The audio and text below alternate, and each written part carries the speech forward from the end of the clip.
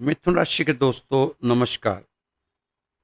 इस समय आप सभी काम बहुत आत्मविश्वास से पूरा कर लेंगे। व्यक्तिगत मामलों को लेकर थोड़ी सी चिंता रहेगी। ईर्ष्यालु लोगों से दूरी बनाकर रखें। बिजनेस के खास फैसले लेने में जल्दबाजी ना किया करें, उतावलापन ना दिखाया करें।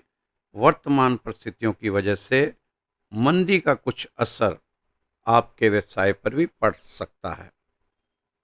नौकरी पेशा लोगों के लिए परिस्थितियां अनुकूल बनी हुई हैं। उच्च अधिकारियों की भी कृपा दृष्टि रहेगी।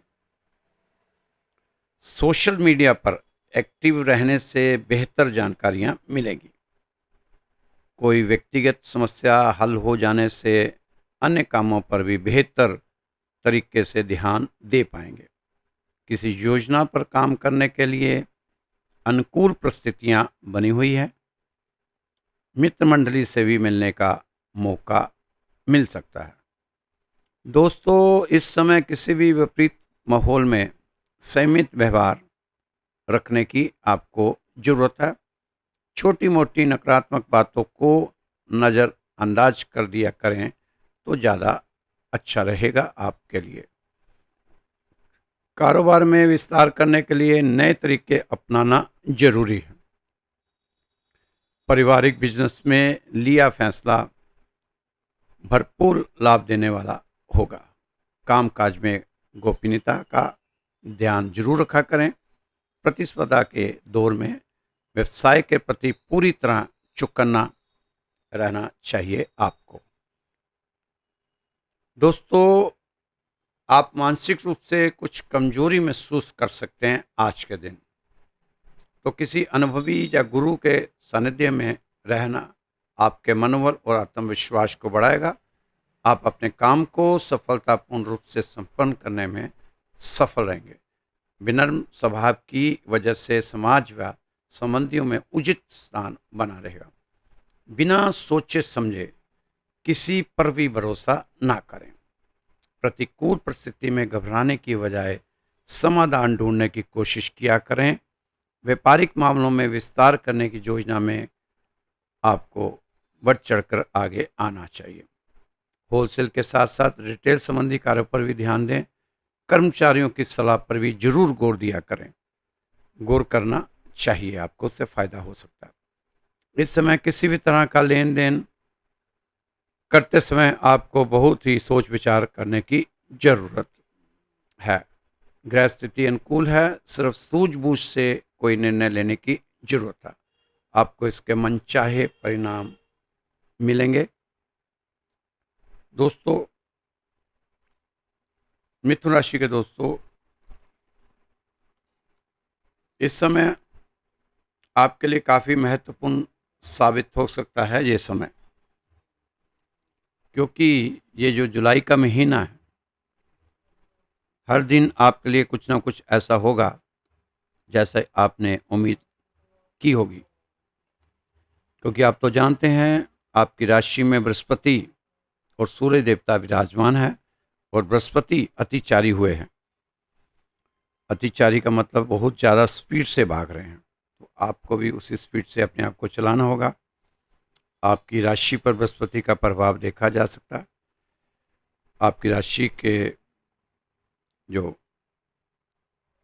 इस समय सूरज देवता की भी पूरी पूरी मेहरबानी बनी हुई है, आशीर्वाद बना हुआ है। आप अच्छी तरह समझ सकते हैं कि इस समय आपको क्या करना है, किधर जाना है। क्योंकि कई बार ऐसे मौके आते हैं इंसान को कि वो सोच भी नहीं सकता उसका फ़ायदा कैसे उठाए। उस हिसाब से उसको समझ ही नहीं आता कि मैं पहले क्या करूं, पहले क्या करूं। तो दोस्तों, पहले आपने जितने आपके लंबित काम हैं, सबसे पहले आपने उसको ख़त्म करना चाहिए। क्योंकि जो आपके लंबित कार्य हैं, काफ़ी दिनों से हैं, अब आप चाहेंगे तो वो पूरा कर सकते हैं। इस समय आपको अपने विरोधियों से दूरियां बनानी चाहिए। दूरियां ही बनानी है, डरना नहीं है। न डरना है, न लड़ना है। लड़ना भी नहीं और डरना भी नहीं, क्योंकि विरोधियों की चिंता आपने नहीं करनी, क्योंकि कौवा कोयल की आवाज़ को दबा तो सकता है मगर खुद की आवाज़ को मधुर नहीं बना सकता। आपको इस समय विरोधियों से परेशान नहीं होना, क्योंकि कोई अगर आपके रास्ते में गड्ढा खोदेगा तो परेशान नहीं होना, क्योंकि ये वही लोग हैं जो आपको छलांग लगाना सिखाएंगे। मिथुन राशि वालों के साथ तो अक्सर यह होता ही है कि जिसको आप तैरना सिखाया होता है वही आपको डुबोने का षड्यंत्र रचते हैं, लेकिन उनकी एक नहीं चलती। आप तो बस शांत रहें, क्योंकि आपका शांत मन, एक स्थिर दिमाग आपके जीवन की हर जंग का ब्रह्मास्त्र है। अपने आप को शांत रखते हुए आप आगे बढ़ते रहें, कोई विरोधी आपका कुछ बिगाड़ नहीं पाएगा। अनुभवी अनुभवों वाला मिला जुला फल देने वाला समय है। ग्रह नक्षत्र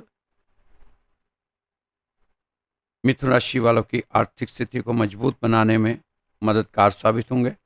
नौकरी और बिजनेस से रिलेटेड रुके कामों को पूरा करने के लिए अच्छा समय सिद्ध होगा। अपने अपने लक्ष्य और उम्मीदों संबंधी जो आपने सजोए रखे हैं, सपने सजोए हैं, उनकी शुरुआत जल्दी जल्दी करें। अनुकूल समय आपके लिए, आपको अपने लक्ष्य के प्रति ध्यान केंद्रित करने की जरूरत है। अगर आप पूरी ऊर्जा के साथ अपने लक्ष्य पर ध्यान केंद्रित करेंगे तो आपको आपके मन मुताबिक सफलता मिलने की पूरी उम्मीद लगाई जा सकती है। बिना वजह से अपने आप को तनाव में मत रखें। तनाव के कारण आप कोई उचित फैसला नहीं ले पा रहे। आपको अपनी आर्थिक व्यवस्था को ठीक करने के लिए कुछ नियम भी बनाने चाहिए। लेन देन के मामले में पारदर्शिता रखें, शांत मन से कार्य करें, मन में किसी की बात को लेकर बिना कारण वह मत रखें। अपनी वाणी पर नियंत्रण रखें और सतर्क रखें। आप व्यर्थ के खर्चों से बचें। ना चाहते हुए आप अपने आपको खर्चीले बनाए हुए थोड़ा अपने पर अंकुश लगाएं। धन के मामले में गलत लोगों के साथ तर्क वितर्क करने से भी बचें। धैर्य और शांति वो शक्तिशाली ऊर्जा है से अपने जीवन में रोजमर्रा की जिंदगी में अपनाओ। धैर्य हमें मानसिक रूप से मजबूत बनाएगा और शांति हमें स्वाभाविक रूप से शक्तिशाली बनाएगी। इसलिए शांत होकर आप चलते रहें। दोस्तों, जब आदमी चलता है तो आपने देखा होगा कि उसका एक पैर आगे और एक पैर पीछे होता है। चलने वाले पैरों में कितना फर्क होता है। एक आगे चलता है, एक पीछे चलता है। आगे चलने वाला पैर कभी अभिमान नहीं करता और पीछे वाला पैर अपमान महसूस नहीं करता, क्योंकि दोनों पैरों को एक चीज का ज्ञान है कि कुछ ही पल में स्थिति बदल जानी है। आगे वाला पीछे आ जाना है और पीछे वाले ने आगे आ जाना है। हम भी अगर किसी पर प्रभु की कृपा नहीं हुई तो आप अभिमान मत करें और किसी का अपमान मत किया करें, क्योंकि अगर वो इस समय परेशान है, उसका कोई काम नहीं बन रहा, दुखी है, पीड़ित है, तो उसका कभी भी मजाक नहीं उड़ाना चाहिए। क्योंकि आपने तो देखा ही है, जब चलते हैं तो एक पैर आगे तो एक पीछे, कभी पीछे वाला आगे, कभी आगे वाला पीछे। तो ये छोटी सी एक एग्जांपल आपको दी है कि हमें अपने आगे रहने में या आगे बढ़ जाने में अभिमान तो बिल्कुल ही इंसान को नज़दीक फटकने नहीं देना चाहिए, क्योंकि जिसको अभिमान आ गया तो समझो वो व्यक्ति फिर कहीं का नहीं रहा। दोस्तों, गीता में भगवान श्री कृष्ण कहते हैं कि अब अगर आपके बार बार समझाने पर भी कोई नहीं समझ रहा, उल्टा आपके ही बारे में दूषित प्रचार कर रहा है, तो उसको उसके हाल पर छोड़ दो, क्योंकि वह इंसान ऐसे समय में आपसे नहीं अपने विनाश हो जाने के बाद ही सीखने का इच्छुक है।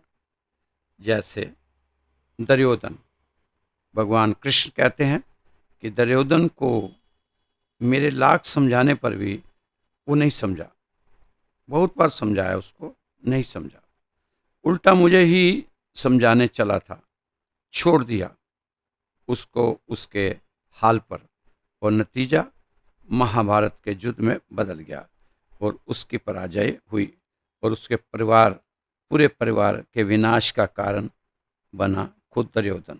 सिर्फ और सिर्फ परिवार में एक इंसान की ना समझी कितना नुकसान कर दिया। इसलिए जब आप किसी को समझा रहे हो तो एक बार समझाएं, 2 बार समझाएं, 3 बार समझाइए।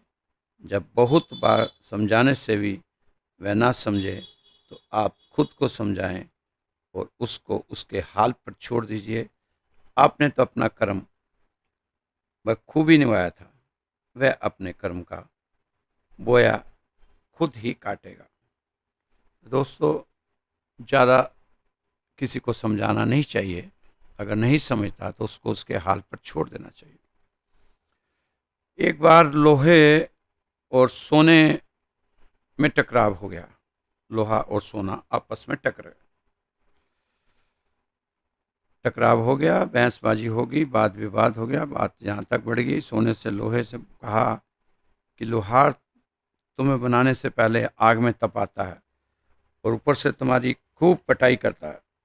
इस तरह मुझे भी सुनार जब बनाता है तो बनाने से पहले आग में तपाता है और उसके बाद फिर मुझे बनाता है। लेकिन लोहार जब तुम्हें आग में तपाकर पीटता है, तुम बहुत ज़्यादा शोर करते हो, बहुत आवाज़ करते हो, लेकिन मैं तो बिल्कुल भी नहीं आवाज़ करता। लोहे का जवाब बहुत सुंदर था। सोने को कहा, सुनो भाई, जिस हथौड़े से तुम्हें पीटा जाता है ना, वो लोहे का बना होता है, जिससे तुम्हारा कोई लेना देना नहीं होता, कोई करीब का दूर का संबंध नहीं। और मुझे जिस हथौड़े से मुझे पीटा जाता है वो लोहे का ही होता है। तो जब अपनों को पीटा जाता है, दुख कष्ट दिया जाता है, तो चीखें तो निकलनी जायज ही है। तो मिथुन राशि के दोस्तों, ये तो आप भी जानते हैं कि आपने भी बहुत कुछ झेला है, अपनों से ही झेला है, बाहर वालों ने से अपने से ही झेला है। तो अब भगवान की दया है कि आप पे कृपा बनी हुई, अब आपको भी समझ आ चुका है अपने प्रभाव का। अब आप सजग होकर चलते रहें और दुनिया को तो अच्छी तरह आप पहचान ही गए हो, सब दुनिया का राज जान ही गए हो कि अभी कुछ और कसर बाकी है, तो थोड़ा और आप देख लो, लापरवाही करके, भावुक होकर। लेकिन अगर आप समझदार हो गए तो भावुकता को मत आने दें और लापरवाही उतावलापन दिखाने की जरूरत नहीं। अच्छे रिश्तों को संभाल के रखें, उनकी कदर करें। दोस्तों, एक छोटी सी कहानी। एक राजा को उसके दुश्मनों ने चारों ओर से घेर लिया। यह हमला अचानक हुआ, राजा के गुप्तचर फेल हो गए, फिर दुश्मन सेना से मिल गए होंगे, हो सकता है, बड़ी बात नहीं है, आजकल गुप्तचर मिल जाते हैं दूसरी सेना के साथ, तो शायद मिल चुके होंगे गुप्तचर दूसरी सेना से। वो सेना बढ़ती चली आ रही थी,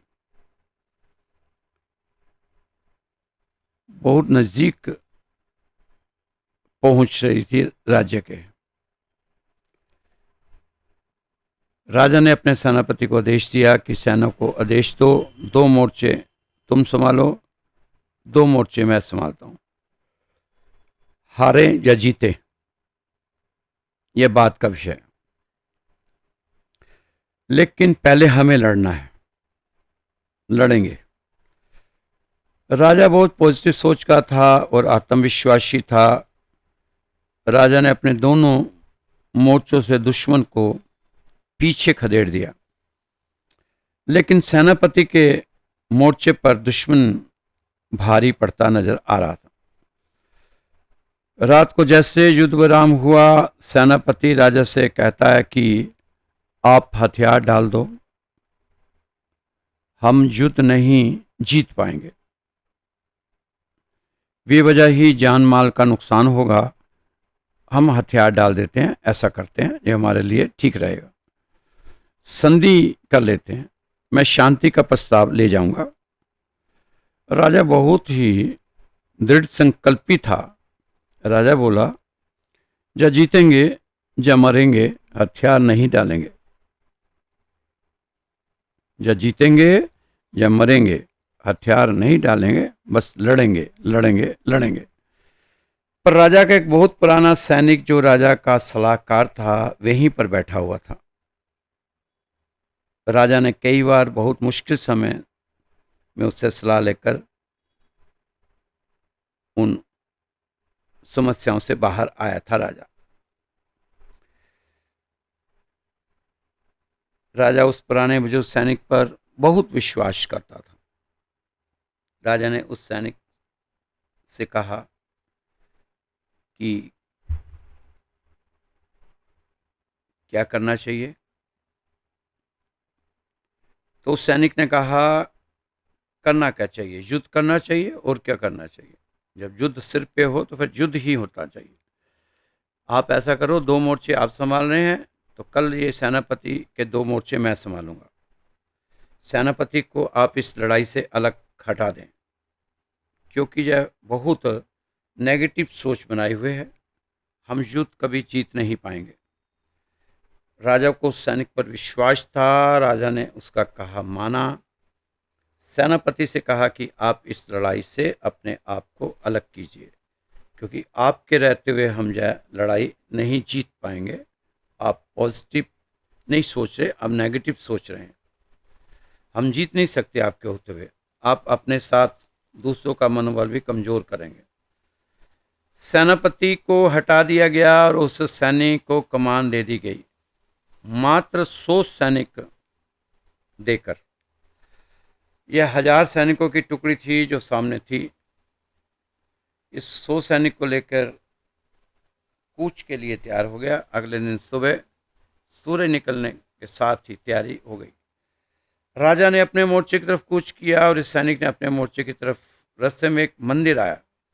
सैनिक ने कहा कि मंदिर के अंदर चलो, भगवान का आशीर्वाद प्राप्त करना है। मंदिर में जाकर मूर्ति को प्रणाम किया और एक सिक्का जेब से निकाला और सभी सैनिकों को पास बुलाया। कहा कि मैं सिक्का उछालूंगा, अगर हेड आया तो लड़ने जाएंगे। मतलब भगवान की यही मर्जी है, भगवान हमें जितवाने के लिए भेज रहे हैं, और अगर टेल आया तो हम वापस महल की तरफ जाएंगे, कि भगवान की यही मर्जी है कि हमें नहीं लड़ना चाहिए। सभी सैनिक राजी हो गए कि हाँ ठीक है। सिक्का उछाला गया और उसमें हेड आ गया। सेनापति ने कहा, अब हमें दुनिया की कोई ताकत युद्ध में नहीं हरा सकती, क्योंकि खुद भगवान की मर्जी है कि हम युद्ध जीतेंगे। अब चाहे 1000 सैनिक की टुकड़ी हो, चाहे 10,000 सैनिक हो, हमारा युद्ध जीतना तय है। जीतना क्या, हम तो युद्ध जीत चुके हैं, बस विजय का पताका फहराना है। सैनिकों को इतना जोश आया कि ऐसा लग रहा था जैसे एक एक सैनिक 1000 पर भारी होगा। 5 घंटे तक युद्ध चला। इनके कुछ सैनिक जख्मी हुए, लेकिन दुश्मन सेना के सैकड़ों सैनिक मारे गए, बाकी पीठ दिखाकर भाग खड़े हुए। यह मोर्चा जीत लिया गया। इधर से राजा को जीत का सिग्नल दे दिया गया कि हम मोर्चा जीत चुके हैं। फिर वहां से सेनापति ने राजा के मोर्चे की तरफ कूच किया। मनोबल सबका दुगना हो चुका था। राजा की मदद की और उस मोर्चे पर भी विजय पताका फहरा दिया। राजा बहुत खुश हुआ। सैनिक जश्न मना रहे थे। सेनापति ने कंधे पर सेनापति को उठा लिया। सैनिकों ने सेनापति राजा से कहा कि पहले मंदिर चलेंगे फिर राजमहल में चलेंगे, भगवान का धन्यवाद करने। मंदिर पहुंचे, भगवान का धन्यवाद किया और वह सिक्का राजा को दिखाया कि यह जीत इस सिक्के की बदौलत हुई है। इस सिक्के के दोनों ओर हेड ही है। सभी सैनिक हैरान हुए। सेनापति की पॉजिटिव सोच सभी को अच्छी लगी। राजा ने अपने अंगरक्षक रूप में उसे रख लिया और साथ ही राजमहल में महत्वपूर्ण पद पर नवाजा गया। दोस्तों, कहानी से हमें सीख मिलती है कि अपने आत्मविश्वास को कमज़ोर ना करें, अपने आत्मविश्वास को बना कर रखें और आगे बढ़ते जाएं।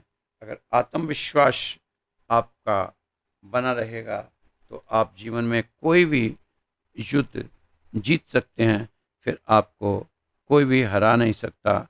अगर आपका आत्मविश्वास ही नहीं हुआ तो फिर आप कोई युद्ध नहीं जीत सकते।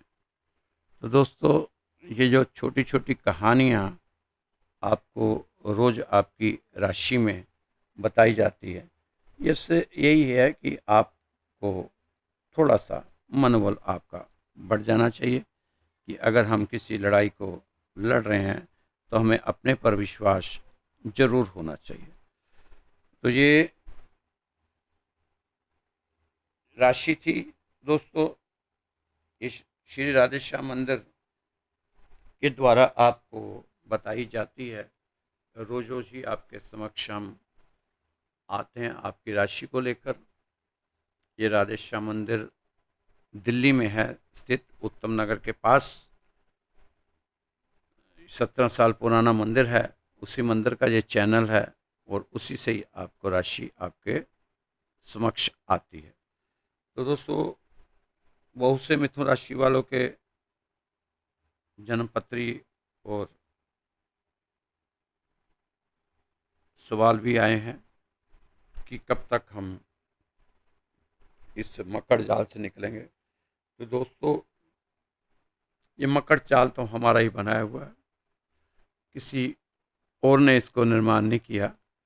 तो जैसे आप इस मकर जाल में घुसे थे वैसे ही निकलने का प्रयास आप करें। एक मकर जाल को ज़्यादा बड़ा ना करें। आप तो रथी होकर भगवान श्री कृष्ण के, जिस तरह अर्जुन रथी होकर बैठ गया था, सारथी थे भगवान कृष्ण, तो ले गए थे मंजिल की ओर। आप भी अपने कर्म करते रहो, भगवान आपको जरूर आपकी मंजिल की ओर लेके जाएंगे। आपके सवालों के जवाब भगवान ही दे सकता है और शायद किसी के पास ना हो, क्योंकि जितना अपने बारे में आप जानते हो उतना भगवान के अलावा कोई नहीं जानता हो। आप मेहनत कर रहे हैं, आगे बढ़ रहे हैं, कुछ लोगों को दिक्कतें आ रही हैं, वो भी आस्ता आस्ता ठीक हो जाएंगे। तो दोस्तों, मेरा नंबर नोट कर लीजिए आप, 9315336907। इस नंबर पर आप अपनी जन्म पत्रिका भेज सकते हैं अगर दिखाना चाहते हैं। उसका कोई भी छुपा हुआ शुल्क नहीं है, सिर्फ आपको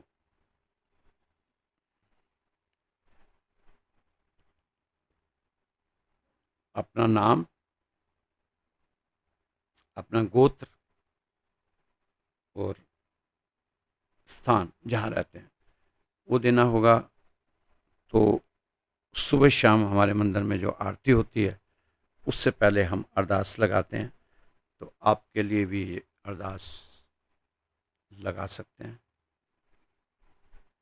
आप हमारे व्हाट्सएप नंबर पे अपना नाम, गोत्र और स्थान, ये 3 चीज़ें भेज सकते हैं। तो हम सुबह शाम दोनों समय अरदास लगेगी हमारे मंदिर में आपके लिए।